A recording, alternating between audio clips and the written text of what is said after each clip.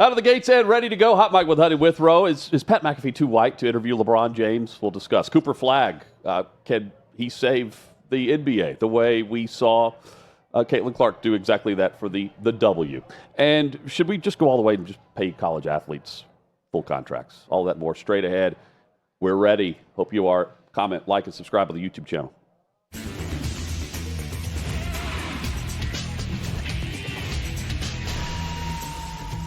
The LeBron-versation is what they're calling it. That's what Pat McAfee calls it. That's good. That's the first time I've heard that. The LeBron-versation. Yeah. Well done by Pat there. He gets the interview with LeBron, and he then puts this up on social media. Good morning, beautiful people. I still can't believe LeBron had a conversation with a white guy the other day. Man, that makes some headlines. Not just about Stephen A. Smith. That was the main focus, but everything. The fact that LeBron's sitting down with McAfee and not Stephen A., for instance. McAfee it's a funny post. Yeah, and it's deliberate by LeBron, is it not? How can we not take it that way?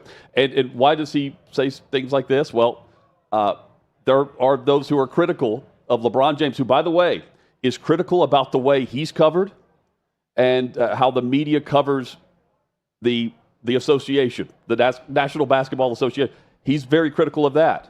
And Kendrick Perkins on First Take with Stephen A.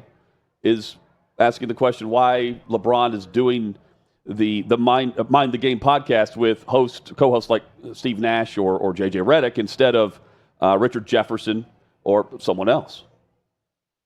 My last thing, and I'm glad y'all brought up the Mind the Game podcast. And the one thing I will say, sharing the locker room with LeBron James, being LeBron James' teammate, being in McDonald's All-American, all that, he is one of the brightest basketball minds I've ever been around.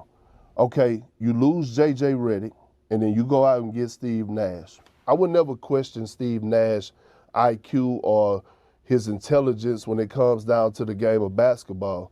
But Richard Jefferson just got hired as on our A team to cover the NBA Finals. He's smart as hell. Shannon Fry, who won the championship with LeBron James, who does NBA TV, he's intelligent as hell. Phil Handy, who LeBron James won 2 championships with, who's now doing his own thing, he's intelligent as hell. Hell, Draymond Green. Well, I know Draymond Green ruffled the feathers, but no one could ever question his basketball mind or his basketball IQ. He's smart as hell. So what I'm getting at is, why none of those guys, LeBron? These are your guys. Why none of those guys are on Mind the Game? And I'll leave it at that. And so will I. Stephen A. Chiming in at the end there. What you can't see is you've got Stephen A. on the screen during all of this and the split screen. Why not? Because why not Kendrick Perkins, Jack? Why not Stephen A.? Just name them all. Save me from this hell that is First Take every morning, please. Hire me for your podcast. Yeah. So anyone else but the co-hosts that you have that are white. Do you think this leads to LeBron and Stephen A. head-to-head on ESPN at some point? Or Mind the Game? Or Stephen A.'s YouTube channel. Let's go there. If they're smart, yes. I mean, this all feels like a setup for them to get together and not hash it out, but go at it. On the show of LeBron and Stephen A. Smith's choosing. Maybe First Take and maybe Stephen A.'s podcast, maybe LeBron's podcast. I don't know where the battlegrounds are going to take place, but it's going to be on something that benefits one of those guys tremendously to go on there. And I'm having a hard time following Kendrick Perkins here because, just come out and say it. If you had a problem with him having a white co-host, I don't know if he's talking about the lack of teammates that he had on. It's just a very, just say it. I wish people would just go ahead and say what they're trying to say. We started this with Stephen A. Smith yesterday, insinuating all these awful things about LeBron James and leaving us to question what the hell he's talking about. He even got it wrong that LeBron James, he said he wasn't at Kobe Bryant's memorial, and he was, and had to apologize for it, but talked about what he asked when his son had cardiac arrest and why he wasn't at something honoring Dwayne Wade, who helped him get his first championship. I'm like, don't say it. First off, don't say it. If you're LeBron James, or if you're Stephen A. Smith, you're violating every code by doing it. But if you're going to say it, go ahead and say what you're trying to say here. and stop insinuating all these little things. I totally agree. I think his overall point is LeBron is so critical of the way he's covered and Bronny's covered that he's not actually looking at what's not being said about him. And I think Stephen A. He doesn't want to say those things, I don't believe, but he's also making a point to LeBron. Here's what we haven't reported. Here's what we haven't said. And you're being critical about what I'm saying or anyone else is saying about Bronny James, and you're coming up to me in public on the day I'm getting my contract and calling me out, and it's a viral moment, and I'm asked to speak on it for reasons. How about actually looking at what is not reported on you instead of being critical about the way you're covered? I think that is the root of the issue, but there's also a personal aspect to it now with LeBron and Stephen A. You don't see this. I mean, there is absolutely a reason he waited to speak on. LeBron waited until he was in Indianapolis on the road with the Lakers to go on McAfee, right? Yeah. Instead of First Take. Because there's a feud between Stephen A. Smith and McAfee, whether they want to admit it or not. Yeah. The feud is that every time McAfee gets some shine, Stephen A. Smith is over there chirping to his agent, saying, I deserve more than that guy. I'm better than that guy. I bring more to the table than that guy, and I'm tired of him getting praise. And I'm sure McAfee, through his people behind the scenes, are saying, I'm tired of this guy sniping at me or complaining about how much money I make. There's a feud there. It's natural with two alpha dogs that have emerged as the top dogs at ESPN to have a feud. LeBron James isn't a dummy. He knows this. So instead of going on with Stephen A. Smith or one of his friends, he's going to give the shine to Pat McAfee, someone he knows that it's going to annoy Stephen A. if he goes on a show. He didn't pick him out because he's white. He picked him out because he's good, he's got a big audience, and it's going to 3 reasons. Good, big audience, pisses off Stephen A. Smith. Checks all 3 boxes right there. That's why LeBron James went on with him, not because he's a white dude. Well, and you've got the Steve Nash aspect that's replacing J.J. Redick. The mind the game positive. I'm thinking about this. I think the only time we've referenced mind the game was the chess reference to J.J. Redick and LeBron, where LeBron says, I play chess. Well, I don't play chess, but I'm great at chess. And it's like that one. Like, is that the only time we've referenced that podcast? I can't remember anything else. And Kendrick Perkins is like, why don't you have Richard Jefferson's, smart as hell? Why would he? I'm just thinking, like, why does it have to be that one? Well, does he have a co-host, or is it these just guests he's talking about he's had on? It won't have these guys on? No, Redick. It was Redick and LeBron. Right. So I guess, he's got a co-host on. I don't. That's what he's saying. He's like, why not have Jefferson as your guy? Why not have the black guys? And he's listing that. I mean, that's what he's insinuating. I know. Like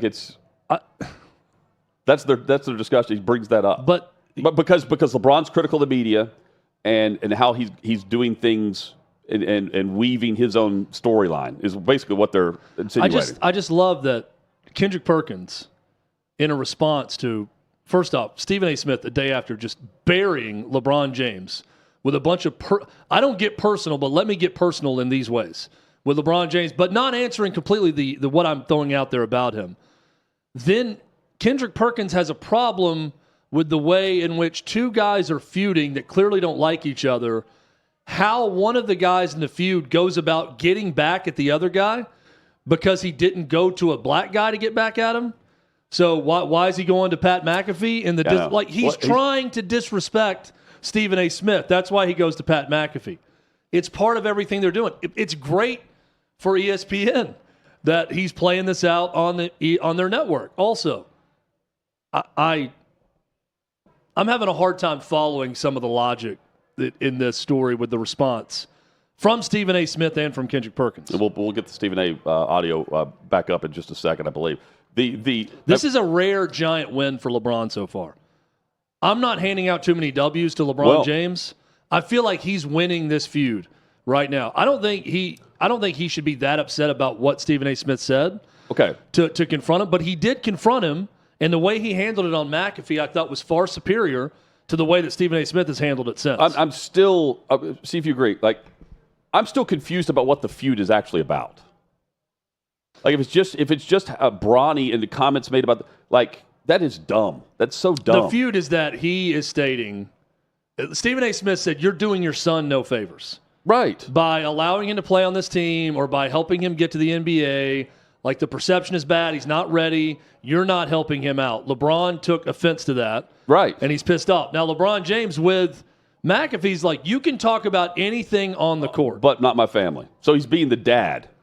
But he's also saying you're not talking about, like, if you want to criticize his play and his play in general of, like, this is not even good enough for a second-round pick, he's got less of a problem with that. I think it's when he brought in LeBron is doing him no favors by setting him up in life this way. That's where he took offense to it, that now you're bringing in a personal, familial relationship into it. There's still more personal aspects to this because it goes from that to now LeBron on McAfee, and then Stephen A. says this. I suggest that he be happy with the things that I haven't brought up. I never brought up really and never really discussed why you were not at Kobe Bryant's memorial service. I never really brought up or discussed why you did not attend Dwayne Wade's Hall of Fame induction when that man was directly responsible for you capturing a championship for the first time in your career. I brought up none of that. I didn't bring up the fact that even though when people had asked, you had alluded to what had happened tragically to your son, and thank God he's okay with his heart condition. I didn't bring up the fact that even though you couldn't go to the Hall of Fame induction of Dwayne Wade weeks earlier, you were out of the country on business. I didn't bring that up. That's your personal business, okay? But the fact is, you wasn't at the Hall of Fame induction of a brother that's going to drastically assist to you being a Hall of Famer because he helped you become the champion that you are, and he was a big brother to you. I brought up none of these things. But LeBron James, at the end of the day, wants to come at me, and he's walking around pouting. Why would he be pouting? The man is 22. He is universally recognized as the Mount Rushmore of basketball. He is unquestionably one of the greatest players to have ever played basketball. I have him top 2. Stab me in the chest. Crucify me. Throw me in jail. Of the thousands upon thousands of players who have played in NBA history, I have this man number 2 overall in the history of basketball, despite Kareem Abdul-Jabbar being a 19-time All-Star, a 6-time champion, a 6-time league MVP. It was the greatest, the most trusted move, offensive move in NBA history with the Skyhook. I still had him ahead of Kareem Abdul-Jabbar. It's not enough. So much so that you go this route. It's very unfortunate that he has done this. It's very unfortunate that he has tried to ostracize me amongst the NBA community and the sports world and beyond, talking about how I talk about I'm pooping on the players and all of this other stuff. They don't bring up all the time we praise the players. I applaud them when they win. I criticize them when they're messing up in an effort to make sure that you don't do it again. I'm not wishing anybody to fail, but I have to call it how I see it because I have an audience to answer to. And Stephen A's correct there. I mean, LeBron did pinpoint him in public on the baseline of the warm-ups of that game. Here's the second part of his conversation. Point is this. The day he came up to me was the day my new contract was announced. So he knows, like everybody else, it's going to be a little while before I go away. I was here before he got here in 2003. And in all likelihood, I'm going to be here when he's gone. You got to deal with that, bro. Plain and simple. It ain't a crime for Michael Jordan to be a GOAT. But clearly, it's a crime with him. And he goes through all of these histrionics and all of this other stuff with Pat McAfee. Be my damn guest. Love Pat McAfee show. Great job. And any other show on ESPN, y'all continue to do what you do. But LeBron James coming on any show, on this network or any other, doesn't escape me. Let's go on with First Take. Because what he's saying is LeBron needs ESPN. Coming on this network doesn't escape him.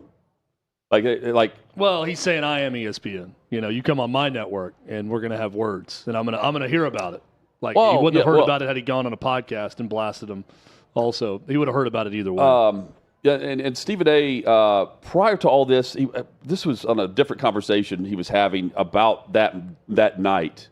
He said that back channeling it, when he found out that LeBron was talking as a father and not as a player, he understood what LeBron was doing. but he still didn't think it was appropriate. You know, this is a side conversation that he had with someone that was in a locker room or in a corridor, whatever, with James that evening. He's like, he was coming at me as a father. Well, Stephen A's coming at this story like this is nepotism at its highest level. Like LeBron getting Bronny drafted. Everyone has been saying that, but for whatever reason, LeBron's going directly at Stephen A because he's the biggest voice for the NBA on First Take. Stephen A is coming at this story like an egomaniacal lunatic is how he's coming at it. And like a jealous did you see LeBron ex-girlfriend. that night? Oh, yeah, and like he said, that's a dad sticking up for his son, but at least he went up to him face to face. He didn't physically attack him. Yeah. But the response from Stephen A. Smith is like a jealous ex-girlfriend. Like, oh, I didn't get into all the personal stuff, but you're about to hear about it now. Well, here we go. But hang on. I'm going to go down the list of personal things. Yeah, in his defense, dude. This isn't the first time they've been thinking about LeBron being a pussy about how he's covered and how the NBA's covered. He's saying now it's out in the open because you made it public. So I'm coming back and saying, this is what we're saying behind the scenes. You don't know what we haven't reported on. You don't know what we haven't said. Like that. He's giving specific references without telling the details on purpose to let him know you think you're being used and we're not protected. Are you kidding me? And you're coming at me over what is absolutely true, nepotism at its highest level. Like again, he also screwed up one of the details and had to come back and apologize. And said he was actually at the memorial at Kobe the memorial, Bryant. but up and not shown on camera or something like that. Yeah. Again, why? No idea. But he's mentioning that for a reason. I find both parties of this feud to be extremely unlikable. Let me say that first and totally foremost. agree with you. And this whole thing is they're both extremely unlikable characters when it comes to this. I respect Stephen A. Smith and his grind and what he's turned himself into and the fact that he gets people talking about him. Like, I respect all that, and I think he's a smart dude. I find this whole back and forth to be nauseating on both sides. And again, I think LeBron with Pat McAfee at least showed some signs of laughter or this being funny and kind of made fun of Stephen A. Smith in some ways. But also, we may have that too, the LeBron part of it. Yeah, like I think that part of it was fine. But this whole tit for tat that's going on now is just, it's exhausting. I don't think it makes either one of them look good. I'll also say whatever show gets the first showdown between the two, they're going to have huge ratings that day. When these two come face-to-face on camera with each other and have a chance to yell at each other. I think what Stephen A. is saying is it will be on our property because you need ESPN and you need Stephen A. LeBron said this on McAfee. Yep. Which leads obviously to you and Stephen A. Hey, legit, that feels like a moment that had been brewing for a long time. He's like on a Taylor Swift tour run right now. Oh, yeah. Yeah, we're watching it. Yep. We're all seeing it. Oh, yeah. You're seeing it as well. He literally, it started off with, I didn't want to address it. Yeah, sure. I didn't want to address it. I wasn't going to address it. But since the video came out, I feel the need to address it. Yeah, on fire. You would be not to talk about it. Are you kidding me? If there's one person that couldn't wait to the video to drop so you could address it, it's your ass. Like, seriously, and like he completely like missed the whole point. The whole point. Never would I ever not allow people to talk about the sport, criticize players about what they do on the court. That is your job, to criticize or to, be in a position where, okay, if a guy's not performing, that is all part of the game. That's all part of the game. But when you take it and you get personal with it, it's my job to not only protect my damn household, but protect the players. And I think a lot of the media, including him, and I know he's gonna be happy as hell. He's gonna be smiling from ear to ear when he hears me talking about it again. Oh my God, he's gonna get home and grab some ice cream out of the freezer and sit in his chair and his tighty whities on the couch. I hope at some point you two do get a chance. Like, but you're right. Dude, like relax, bro. Like relax. Like seriously.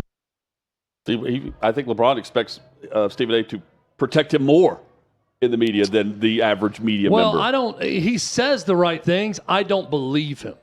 When he says, I'm fine with anybody criticizing anything on the court or performance, that's part of it. I don't believe him that he's fine with it when he gets criticized. He's fine with it unless it's the highest in the media, like Stephen A., who he went at I think it's about who it was, not what was said. No, I think it's definitely a personal relationship between the two that's gone sideways. And Stephen A. Smith's response, I guess it was today, to it really shows me that he's got personal feelings about it, bringing up personal things with LeBron, and then everything else he goes into. I mean, he sounds like someone who just got dumped publicly, is going at it. And he's mad that people are taking the side of the ex over him, and so he's going to get personal about it. Well, I would like to – the only thing I'm really interested in is those in the know, which side they're on here. Because it's difficult if you're 30,000-foot view to really figure out, who started it kind of thing. Yeah. It wasn't Kendrick, but you said the story. Kendrick Perkins picked LeBron as the greatest player, and so Jordan stopped sending him his shoes. He said LeBron is the GOAT, so Jordan had sent him Jordan brand gear and stopped. I mean, it's not Jordan personally sending it. I'm sure his people with Jordan brand were, but Jordan told them to stop. No more jump man. Apparently, which is hilarious. I do like how Kendrick Perkins says McDonald's the way my grandmother would. My grandmother was a big pronunciation on fast food places. And she'd also say, do you want to go get a McDonald's? Well, you realize that from like McMinnville, it's McMinnville. Yeah. Oh, yeah. But Kendrick Perkins went full McDonald's. He was a McDonald's All-American. Headed over to the McDonald's. I want to bring that up also. LeBron, he is the image of the NBA. For better or worse. For better or worse. And he's the new Jerry West logo. The actual image. Don't They're you say put that. Him on there. Jumpman won't send you anything. Yeah. Caitlin Clark is the image. I'm just looking for him to send me something the silhouette of the WNBA. And we know how WNBA players feel about Caitlin Clark. They don't want her to be the silhouette of the league. The silhouette right now of college basketball is Cooper Flagg, Jack. And he is going to be the player that everyone's going to gravitate to because of how he plays, how clutch he is. I mean, we saw it again last night.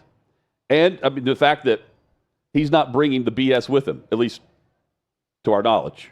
We don't see it at the college level. And he's excellent at what he does. He could be the next player that ascends to the level of when LeBron's retired, who's stepping up. Curry's, 36 years old. We've talked about the older generation of current players right now in the league. Who's the up-and-coming player that's going to take it? Felt like it could be John Morant. Then he had his legal issues. He had his problems off the court. And that went by the wayside. He was about to be one of the first. Who was it that was going to sponsor him for the first time in over a decade or two? And they had a deal in place and then pulled it because of everything that was going on with John Morant. Saying all that, it will be Cooper Flagg. But Chad, will the NBA, will they want to receive Cooper Flagg in any way different than the way that we've seen Caitlin Clark received by the WNBA? John Morant lost a Powerade sponsorship, is what I can see. And there's a big sneaker deal, too. Look, I'll say what Kendrick Perkins was unwilling to come out and say. Another big part of this is that Cooper Flagg is a white American, and he could be the next NBA star. And that's something that the NBA really currently doesn't have. A lot of European players that are starring in the league, but not a lot of white American players the American star, that are stars. Caitlin Clark, I'll say it till I'm blue in the face. It's not all about race, but it's got something to do with race. The fact that she rose WNBA ratings the way that she did, it absolutely does. And if you say that it doesn't, you're fooling yourself. Cooper Flagg being a white American basketball player, possibly going to the NBA, and not changing the game, but becoming a big superstar is going to be a big part of it, whether it's spoken or not. I'm really enjoying Celtic City on HBO Max right now. The Bill Simmons Ringer production docuseries about the Boston Celtics over the years. Episode 4 is titled The Great Hope, period.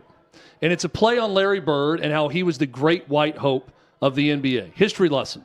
In the late 70s, the NBA and a lot of what people would say were forward-thinking journalists of the time wrote extensively about how the league had, quote, unquote, and it's not me saying it, this is what they said, had become too black in the 70s. And that white paying customers would not go watch the NBA because they had a huge problem in the late 70s. Enter Larry Bird to Boston, enter Magic Johnson to LA. They transformed the NBA in the 80s. They hand the torch off to Michael Jordan. The rest is history. Since Jordan left, the league has steadily gone downhill since then. So could a Cooper Flagg-like figure in the right place stir some of those similar interests and emotions? Absolutely. I also think that he needs a rival. I think Larry Bird is not Larry Bird without Magic Johnson, and Magic Johnson is not Magic Johnson without Larry Bird. And the fact they came into the league at the same time. And hey, let's say Caitlin Clark and Angel Reese. Yep. Without Angel Big Reese, part of it. it's a bland record. She's on pace. It's not bland from the record she's going to set, but the drama involved in that with LSU, Iowa, all that, it's not the same pitch and tenor to it. And that plays a huge factor. You're right. And also, let me say, I don't think Cooper Flagg wants any of this. I don't think Caitlin Clark ever wanted any of this. She doesn't want to be known as a white basketball star. She wants to be known as a basketball star and a basketball player. She wants to be a good teammate. She is a good teammate. She's a great competitor. She doesn't want an entire race to attach themselves to or anything like that. You know who else was like that? Larry Bird, who has said it throughout his life. He does not care. Larry Bird got excellent at basketball, and he has said this a lot. Anything you read about Larry Bird, because the black kids and older black players would let him play pickup games. He would leave school and go play these players who he said were better than all the white kids in French Lick, Indiana. And it made him better because he was playing older players growing up. Larry Bird's got no problem with people of different race. He didn't want to be the great white hope. He wanted to go dominate on the basketball court. And that's exactly what he did. I don't think Cooper Flagg wants that. I know Caitlin Clark didn't want that. But it is going to be a factor because, once again, Cooper Flagg is entering a league that we just heard Kendrick Perkins and Stephen A. Smith talk about it. Very protected. Very protected in how it's covered, how it's viewed, how I don't think it particularly is interested in people on the outside of the NBA getting into the NBA. Adam Silver's interested in it. I don't know that the players are, per se.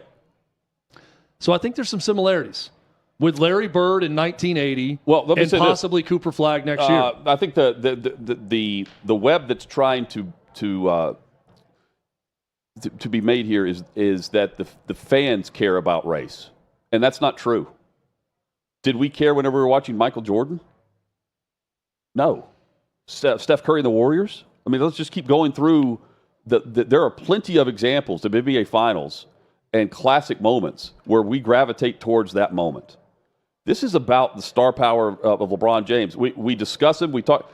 I mean, but by and large, it's a turn off with the remote type deal, or it's check in on the score, or it's final 3 minutes. That's what the league's turned into.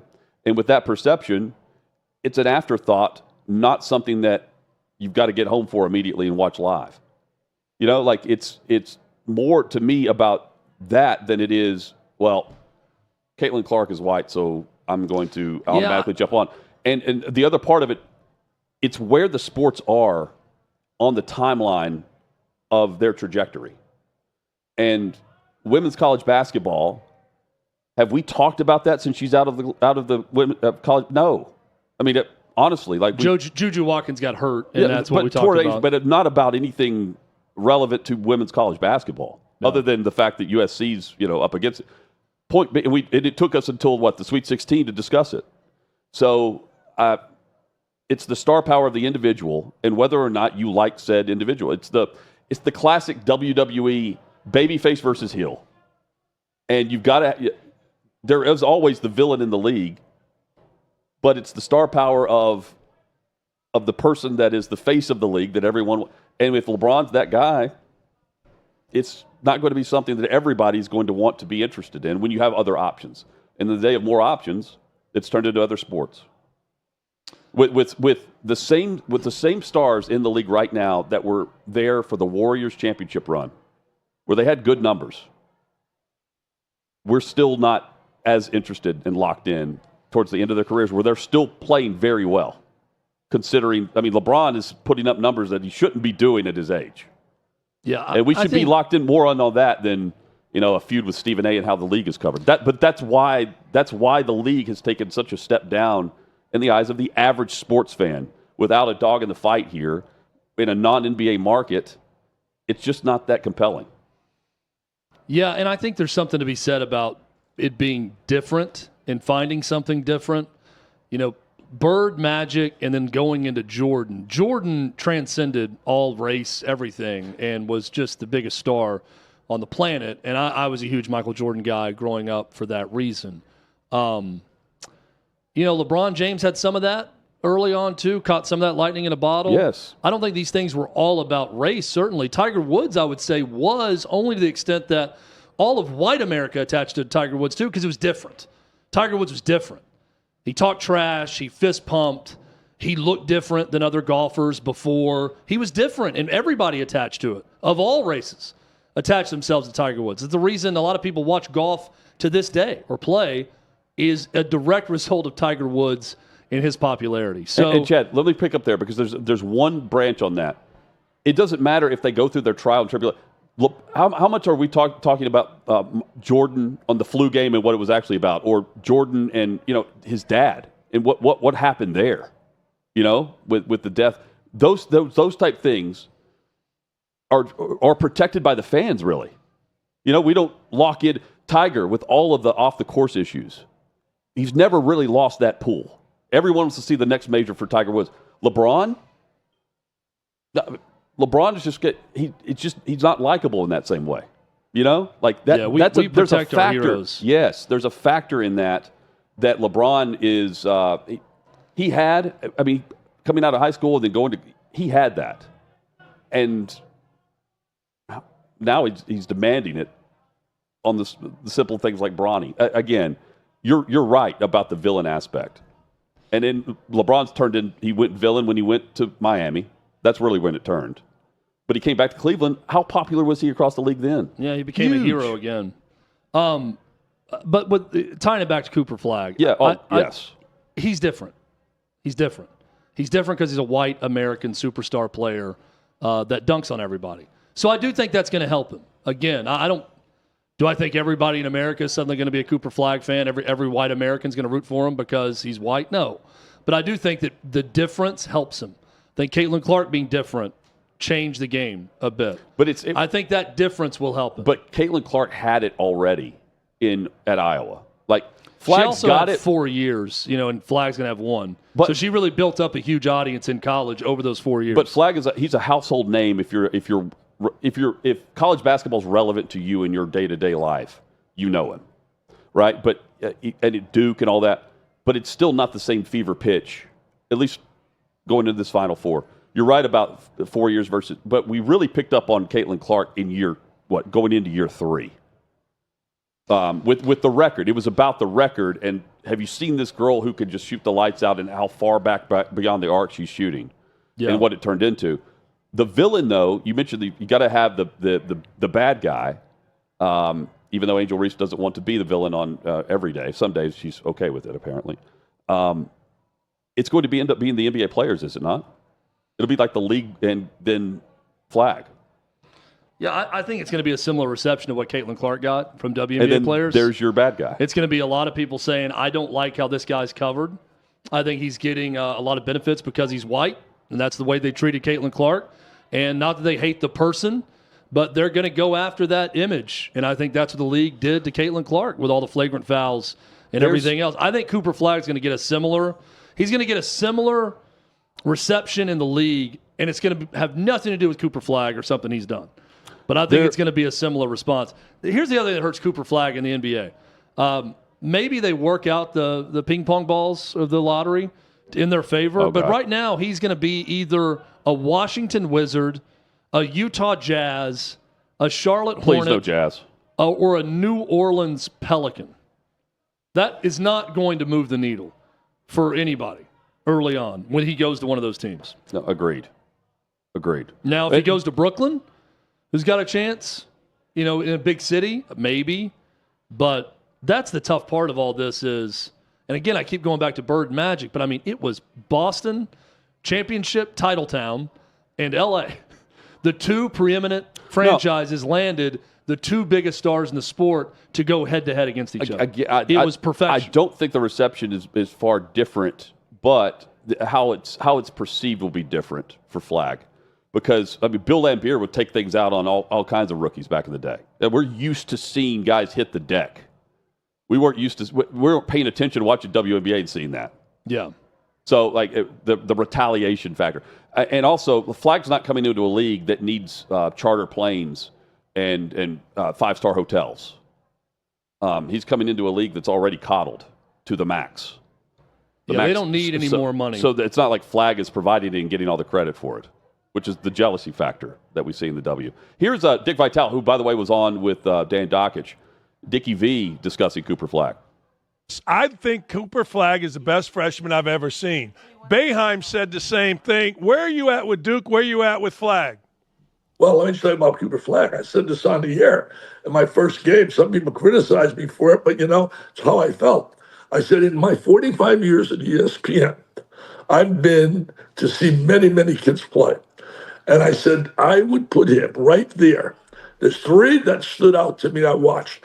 I did the game with LeBron when he played in high school. I did the game with Kobe when he played in high school. And Magic, I didn't do a game, but I saw him so many times I was trying to recruit him. I had no chance. But I said on the air, he is absolutely with them as a 17, 18-year-old.